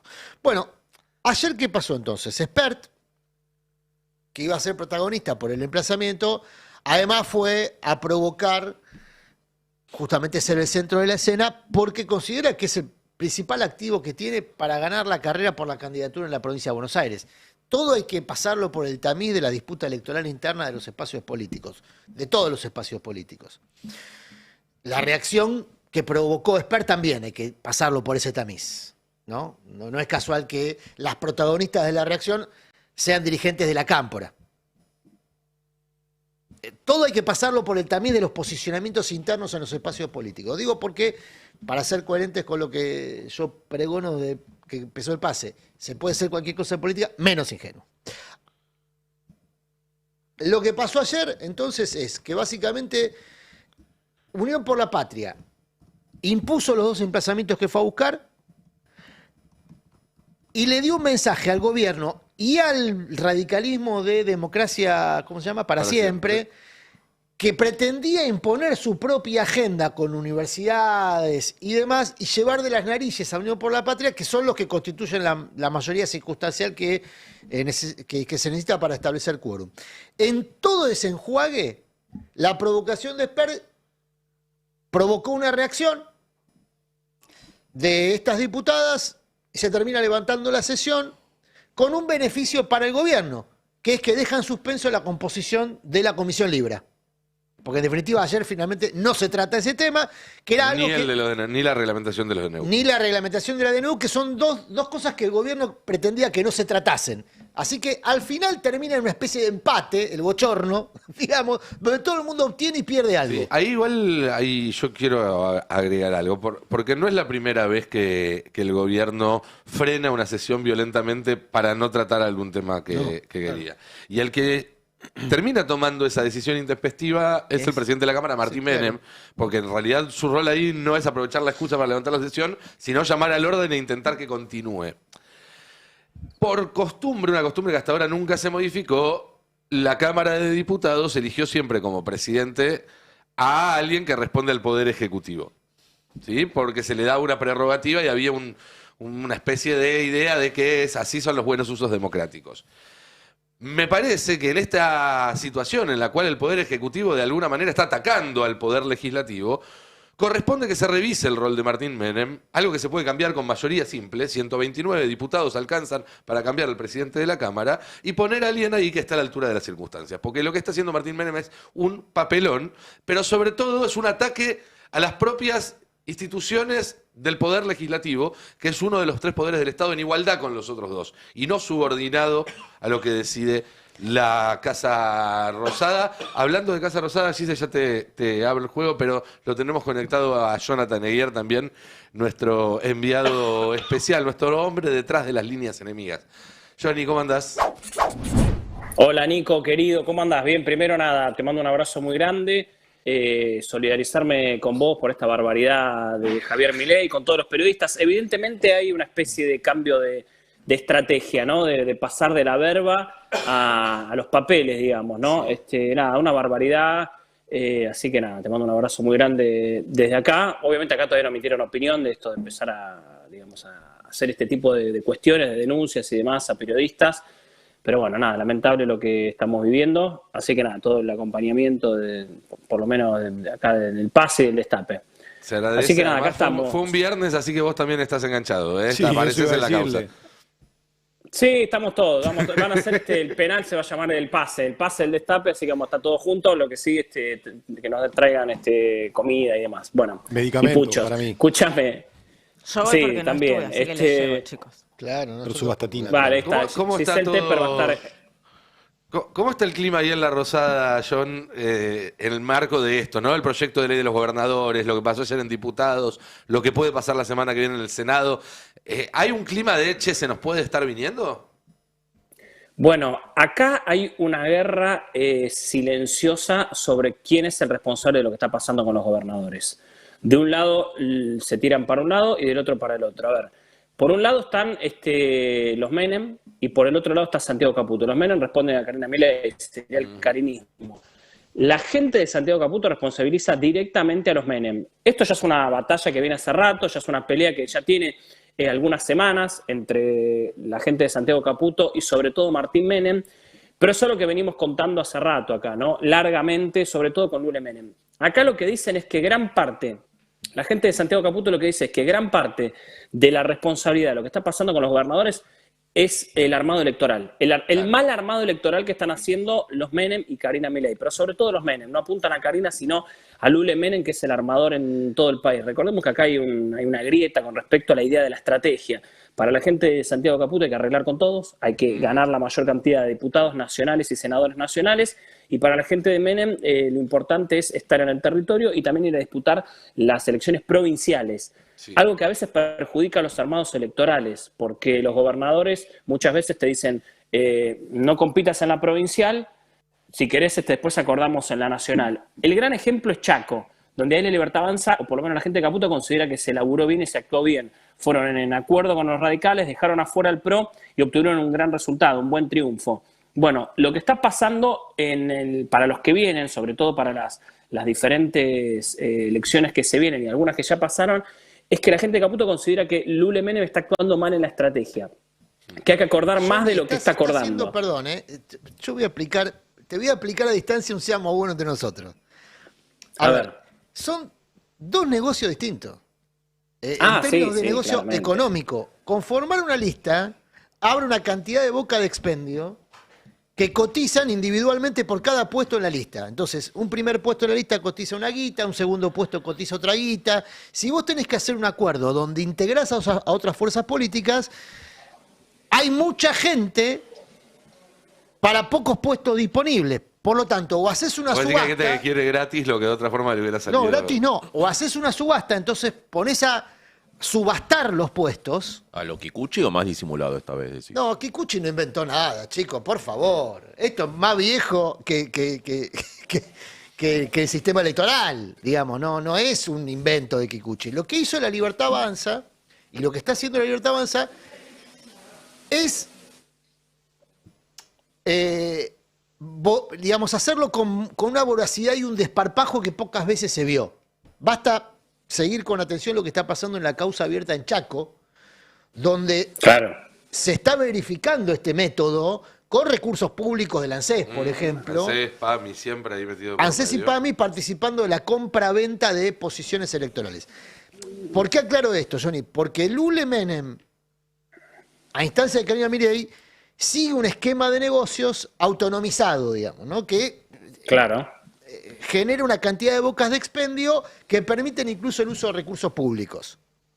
Causa del Chaco, por ejemplo. Y otras más, Misiones también, sí. Exactamente. Santiago Caputo está más atento al negocio político no inmediato, sino mediato. Es decir, eventualmente tener una buena composición en octubre pensando en una reelección, donde el volumen de guita para hacer este tipo de negocios crece exponencialmente. Básicamente están discutiendo si usar los huevos o cocinar a la gallina. Si tenés un kiosco, ponés un supermercado, digamos, ¿no? ¿Sabés cuál es la frase? Lule Menem es más del kiosquito, es más del kiosco de la política. ¿Sabés cuál es la frase? Lo que no podemos comprar con guita, lo podemos comprar con la política. Es una frase que anda dando vueltas acá, que tiene que ver con esto justamente. Lo que pasa que, bueno, eso es la parte más desnuda de la política, pero en el medio se van pasando facturas por este lío que estamos viendo con los gobernadores, porque tiene que ver también esto. Digo, no llegar a acuerdos por diferentes cuestiones también genera este ruido electoral. A ver, ruido electoral hay en muchos lugares, porque estamos en un año electoral, pasan los sindicatos también, bueno, pasa en los gobernadores, pasa en el territorio también, y además, a ver, el reclamo que vienen teniendo los gobernadores, porque es multicausal, no solo es lo electoral, también está este reclamo que vienen haciendo los gobernadores, o sea, se le está disparando por todos lados al gobierno.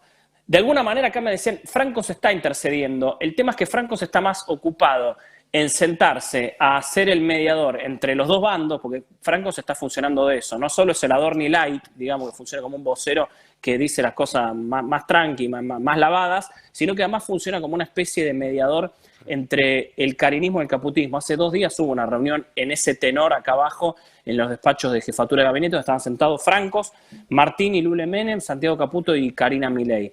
Martín Menem y Santiago Caputo se volvieron a reencontrar después de semanas que no se veían, después del altercado que tuvieron sus militantes juveniles y el quilombo que se armó entre ambos. Franco está intermediando en eso, pero bueno, está intermediando en eso y también de alguna manera con los gobernadores. No viene saliendo bien en las últimas semanas. Yo te digo, el otro día hablé con una persona muy importante, no voy a decir el cargo, pero muy importante y que negocia con el gobierno, con la oposición. Y me decía, yo antes me juntaba todas las semanas con Franco, pero la verdad es que ya no tengo tiempo. Y nada de lo que se hablaba en esas reuniones terminaba sucediendo. Con lo cual no es nada personal contra el jefe de gabinete. Pero yo me voy a juntar con la gente que haga suceder las cosas que necesito que sucedan. Yo no puedo estar 2 horas hablando sobre hipotéticamente cómo sería un acuerdo y después cuando salgo enterarme, abrir un portal y enterarme que estaban negociando lo contrario y cerraron lo contrario por otro lado. Creo que el problema de Franco es ese, que no tiene poder real en ese esquema. Franco no decide nada. Franco no decide, no tiene poder de decisión. Es un jefe de gabinete sin ningún tipo de poder y te diría sin ningún tipo de palabra tampoco. La palabra de Franco se estaba devaluada, ya no vale nada, todos se dieron cuenta de este juego, las decisiones no pasan por ahí. Sí. ¿Futuro tiene Francos o después de octubre? No, a ver, yo creo que no, en el 2026 ya no va a estar más. Ya me parece que tiene el boleto picado, hay que ver dónde lo acomodan. Digo, hay un montón de embajadas para seguramente asignarle o algún puesto en algún lugar. También es una no lo manden grande, al BID, que la última vez se armó quilombo, ¿eh? Sí, no, ahí parecería que no. Digo, tiene ese tipo de futuro, pero para mí en 2026 ya no va a ser parte de este gobierno, claramente. Por todo esto, ¿no? Bueno, ahí y después para cerrar lo último, que ahora lo vamos a escribir para el Destape Web, el gobierno va a modificar el CONICET, va a cambiar el CONICET, va a cambiar la forma de gobernanza, le llaman acá el CONICET. Van a tratar de hacer una serie de artilugios para cambiar el directorio, para que no se produzcan más esas investigaciones que a los libertarios, según los libertarios, irritan, ¿no? No quieren que giren más esas investigaciones que los libertarios dicen, esto lo dicen los libertarios, que son inútiles, que no sirven y demás. Bueno, no sé, todas esas investigaciones que se hicieron, según los libertarios, de Batman, el Reino. El Poder Ejecutivo va a determinar cuáles son las investigaciones que tiene que hacer o no el Sistema de Ciencia Nacional. Y después se ofende cuando le decimos nazis. Perdón, ¿qué quieren que les diga? La verdad es una pésima noticia, John. Para lo que queda del sistema de ciencia, que ya en 1 año y medio realmente lo destruyeron, es una pésima noticia. Y lo único que uno puede esperar con estas cosas es que los científicos argentinos sigan tomando la decisión de seguir sus carreras en otros lados, lamentablemente. Y tal cual. A ver, las investigaciones científicas van a quedar de la mano de Milei. O sea, se va a investigar lo que quiera Milei, básicamente. Ese va a ser la cuestión. Encontraron una forma, laburaron con una fundación. Yo no lo voy a contar bien en una nota en el Destape Web que va a estar en un rato. Esto es primicia realmente, donde el gobierno va a generar cambios fuertes en el directorio, ellos le llaman la gobernanza, y desde ahí va a bajar línea. Lo que dicen acá en el gobierno, nosotros la verdad que no podemos hacer nada con las investigaciones que se hacen, o sea, no tenemos ninguna injerencia, no podemos meter el dedo en ninguna investigación y queremos cambiar, que no se hagan más ciertas investigaciones, por eso vamos a cambiar el modo del directorio y de cómo se gobierna el CONICET. Así que esto va a salir seguramente en algunos días, semanas, y va a ser un shock fuerte para todo el sistema de ciencia y para el CONICET sobre todo. Gracias, John, por el reporte y como siempre toda la información allí desde la Casa Rosada. Mañana te tenemos acá, ¿no? Así es, te mando un abrazo muy grande, Nico, y a todo el equipo. Sí. Chao, le mando un abrazo. Johnny, una cosa que está pasando ahora es muy importante, lo del Mercosur. Hay una reunión del Mercosur en curso, empezó ayer con la reunión de cancilleres, y hoy sigue con la reunión de presidentes. La noticia del día va a ser que por la presencia de Lula en la reunión del Mercosur, después irá a visitar a Cristina. A la 1 del mediodía. La foto del día. Pero en la reunión del Mercosur se picó fuerte, con Milei amenazando abandonar el Mercosur si es que no se avanza a un acuerdo de libre comercio con la Unión Europea. Hay que decir que este artificio también es complicado, pero es artificio, porque la Unión Europea no quiere un acuerdo con el Mercosur. No, claro. ¿Se entiende? No es que si Milei efectivamente avanza una ruptura de Mercosur, no es por el argumento que sostiene. Es por otra cosa que tiene que ver con su intención de alinear en términos económicos a la Argentina dentro de un plan de libre comercio que tampoco Estados Unidos quiere.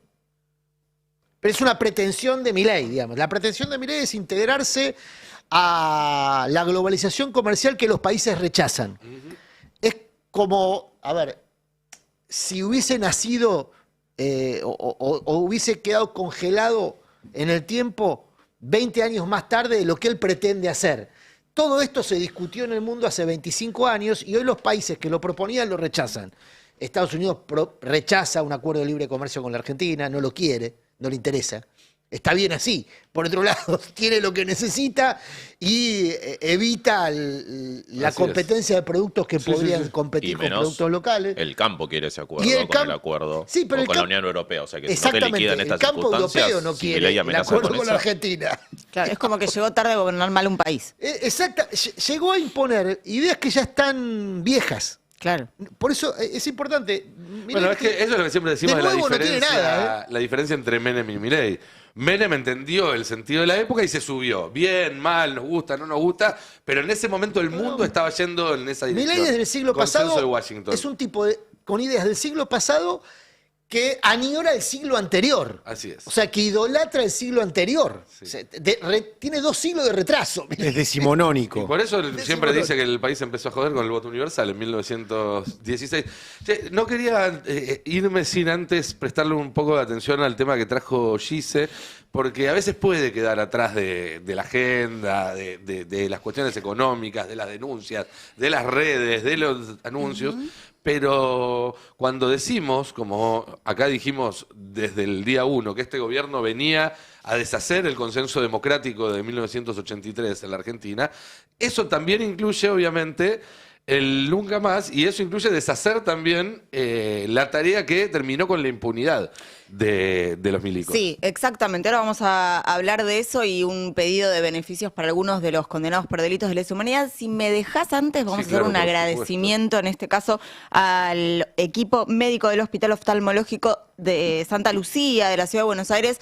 Hace un ratito hablamos de Fer Alonso, nuestro querido compañero, y su hijo Juan Ignacio va a tener una operación ahí con el cirujano Ferro, así que hacemos desde aquí un abrazo a la familia, obviamente, enorme. Y un agradecimiento gigante a todo el equipo, tanto médico como no médico, del Hospital Oftalmológico Santa Lucía de la Ciudad de Buenos Aires. Y ahora sí, ya nos ambullimos en lo otro, Nico, que adelantabas, porque en nuestro país todavía seguimos teniendo instituciones y existe algo que se llama Ley de Víctimas, y en este marco el Tribunal Oral Federal número 5 de Comodoro Pi dio una audiencia para conocer justamente la opinión de las víctimas para el pedido de algunos beneficios de condenados por delitos de lesa humanidad. Ahora vamos a repasar de quiénes. Los 3 tienen condena a perpetua por este tipo de crímenes, y estamos hablando de 3 condenados justamente en lo que es la mega causa ESMA, y se trata entonces del pedido del beneficio del arresto domiciliario para los exmarinos Adolfo Donda y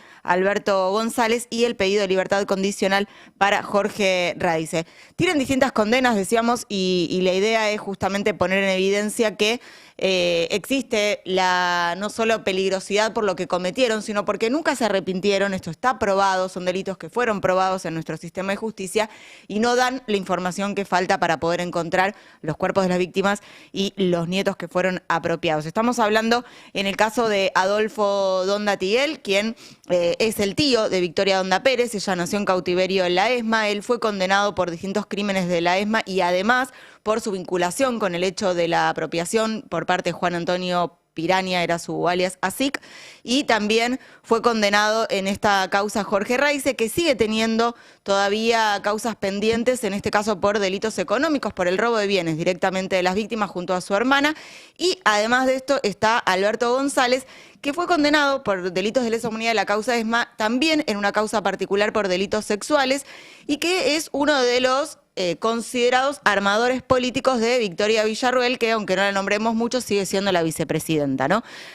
Traje para compartir, si les parece, y porque estuvimos viendo esta indignación selectiva de los operadores, si se quiere, tomando las palabras de Grabois, de lo que es la propaganda del miedo psicológico, que les molestó un montón el balcón de Cristina, les molestó un montón la domiciliaria de Cristina, pero no los vimos en todos estos años indignarse por domiciliarias de genocidas, por excarcelaciones por 2/3, por distintos beneficios que han pedido, como por ejemplo salir a bautismos, casamientos o cumple de la madre, como Guillermo Suárez Mason, hijo, que todos los 1 de mayo sale a visitar a la mamá.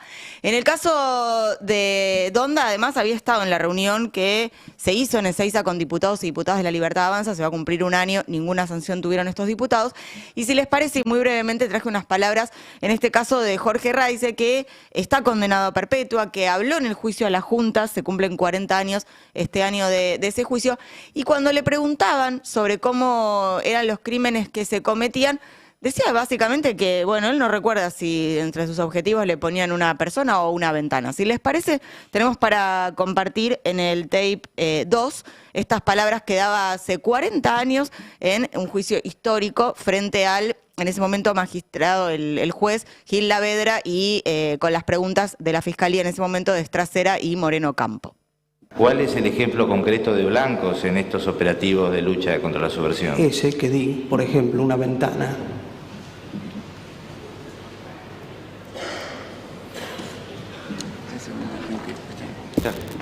Señor presidente, se le pregunta a la persona que declara si alguna vez le fijaron como blanco a un ser humano. Puede contestar. No recuerdo.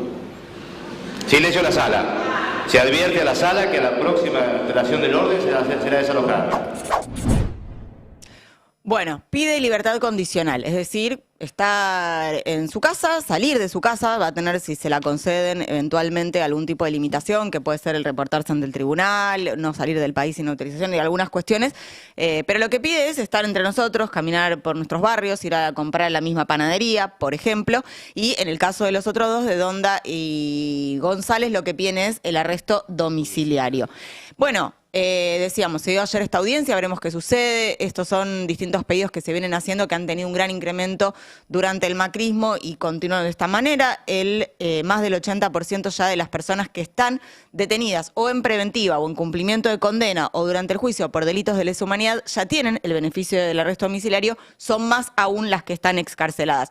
Digo esto para no perder de agenda que, bueno, básicamente no solamente a las víctimas les preocupa, sino que tenemos un gran debate sobre unos pocos metros cuadrados de un balcón en la domiciliaria de Cristina, pero mucho silencio selectivo para hablar de la cantidad de genocidas que ya están en sus casas o que siguen pidiendo irse sin dar la verdad que podrían justamente aportar para que tantas abuelas abracen a sus nietos, tantas familias puedan tener un lugar de despedida de los restos y demás. Y bueno, decía, ¿no? El armador de Victoria Villarroel pidiendo ir a su casa. Recordaba que compartimos esto que se me vino a la cabeza, que hace un par de semanas le dieron domiciliario también al represor Héctor Marc. Ese fue el Tribunal Oral Federal número 2, que es el mismo que ejecuta la condena de Cristina. Falleció días después Marc. ¿Ah, en serio? Sí. Ah, no me había enterado. Perdón. Estuve... Sí, no te voy a dar el pésame, pero sí. No sabía. Sí, falleció Marc, después la pidió a Raez, que también se la concedieron, y para tener en cuenta lo que vos justamente, Fero, dabas en tu nota, no han pedido ninguna lista para restringirles las visitas, ni ningún control de cantidad de personas, ni cosas que pueden hacer o no, así que sí.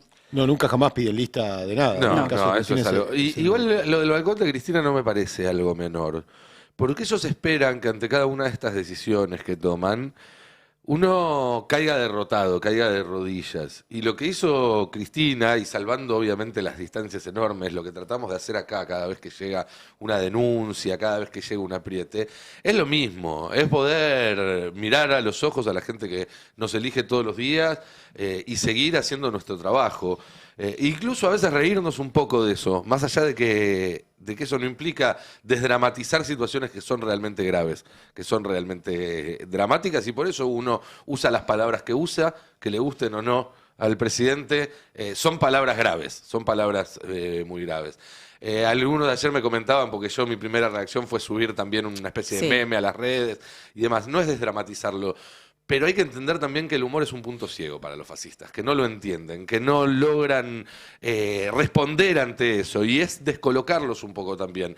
Ejercer la resistencia también es elegir cuál es el terreno de las batallas que damos, y el terreno del humor es uno que va a jugar siempre para nuestro lado, y entonces está bueno, sin que eso implique tomarse con ligereza los problemas, sin que eso implique faltar al respeto a gente que la está pasando muy mal, pero sí es una herramienta más para plantarse ante estos hijos de puta y decirles una y mil veces que no van a poder, que no les va a salir, que no les va a funcionar y que no vamos a dejar que se salgan con la suya. Compañeros, muchísimas gracias por haber compartido este pase conmigo. Roberto se tomó unos días de descanso porque cuando vuelva va a volver con su programa de los domingos, y hay unas bombas.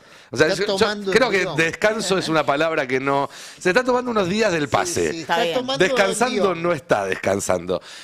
Así que van a tener que bancarme en estos días, a mí, a todo este equipo maravilloso. Si es que no también vas a los preso. que están del otro lado. Si es que no vas preso. No des ideas. No.